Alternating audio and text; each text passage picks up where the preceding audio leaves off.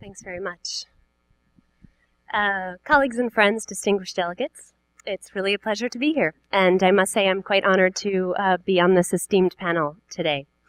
As our chairman said, I work with WEDO, the Women's Environment and Development Organization, and WEDO is a women's global advocacy organization founded around the time of the Earth Summit. And we've been working here in the UNFCCC process specifically for more than 5 years. But I must say now it feels more urgent than ever for both women and men around the world. As we've already heard on this panel, the evidence is increasingly undeniable. Climate change is hitting us, and it is hitting those most vulnerable first and hardest.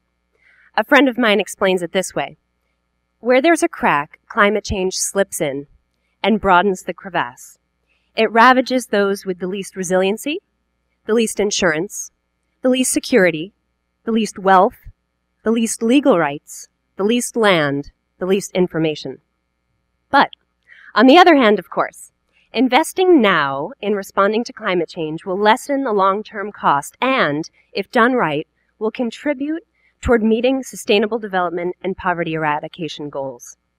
A useful parallel can be drawn because investing toward the advancement of women's rights and gender equality is also good economics.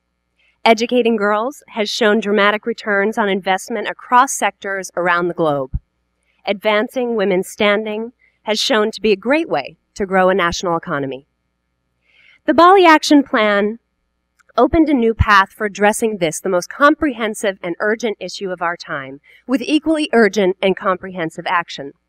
On adaptation equally to mitigation, on technology, capacity building, finance, and of course a shared vision.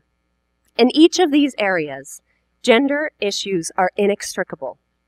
As gender equality is a prerequisite for sustainable development and poverty eradication, it is thus a guiding principle for all we do here. Since Bali, parties from every region have recognized this, integrating upwards of 40 references to women and gender issues in these negotiations last year. And now, as we head into these final days of COP16, we are still retaining 5 references. But really, what is any of this worth without money? Here's the crux of our problem in Cancun. A fair climate fund must be established here and under the COP. The early target of $100 billion simply is not going to be enough, as we've heard, and may very well leave out those most vulnerable. Ambition needs to be seriously and dramatically scaled up. And again, this is indeed politically challenging. Let's not underestimate that. But it shouldn't be economically, nor to our common sense.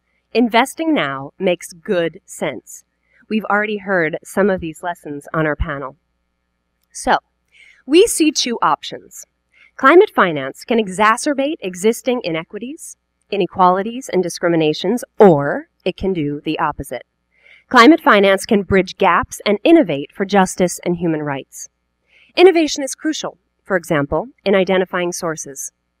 Identifying least risky and additional public funds, potentially with a combination of low-risk taxing schemes, which have long-term sustainable and equitable impacts. Sources are not gender neutral. They have direct implications for allocation. The global market economy has a history of inequity, negatively impacting women in particular. Carbon markets and private sector sources cannot be the only answer. Carbon markets are unpredictable and volatile, and vulnerable populations need sources which are predictable and long-term. Likewise, the private sector sources will focus on solutions which can provide a market return on investment, mainly in terms of mitigation. These sources cannot ensure that funds will go to the most vulnerable populations who need to adapt to the impacts of climate change. This demands grant-based funds for urgent resilience building and provision of safeguards. Mitigation and adaptation funding must be balanced. With respect to institutional arrangements, women and men must be ensured equitable seats at the table, which, as we've heard, is regrettably not a given. But more than that, gender equality must be included as a guiding principle for the fund, as this can critically impact the direction and manner by which sources flow.